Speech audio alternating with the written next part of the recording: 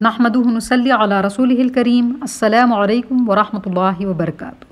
چلیے آج بدعت کو جانیے۔ بدعت کیا ہے؟ بدعت کسے کہتے ہیں؟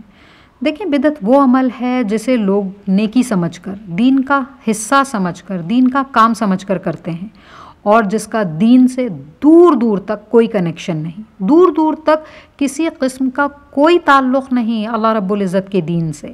بدعت وہ عمل ہے جس کی پیداوار، جس کی کھیتی اس زمین پر انسان نے کی، اور پھر اسے دین کا لبادہ اڑا دیا گیا کہ لوگ اسے دین سمجھ کر عمل کریں، اور لوگوں نے بغیر سوچے سمجھے عمل کرنا بھی شروع کر دیا۔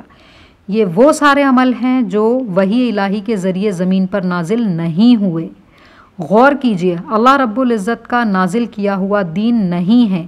رسول اللہ صلی اللہ علیہ وسلم نے بدعت کے تعلق سے فرمایا، بدترین کام وہ ہے جو اپنی طرف سے انسان نے شریعت میں جاری کیا، اور ہر وہ کام بدعت ہے، اور بدعت گمراہی ہے، اور ہر وہ گمراہی انسان کو آگ میں لے جانے والی چیز ہے۔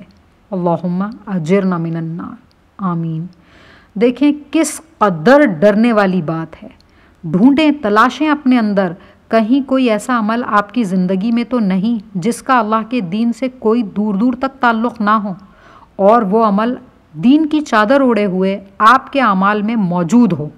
یہ وہ گمراہی کا راستہ ہے جو سیدھے جہنم میں لے جاتا ہے۔ اپنے اعمالوں کو قرآن اور حدیث سے ملائیں، چیک کریں، ان کے خلاف جو عمل ہو اسے ہمیشہ کے لیے چھوڑ دیں، اللہ سے معافی کے ساتھ، انشاءاللہ۔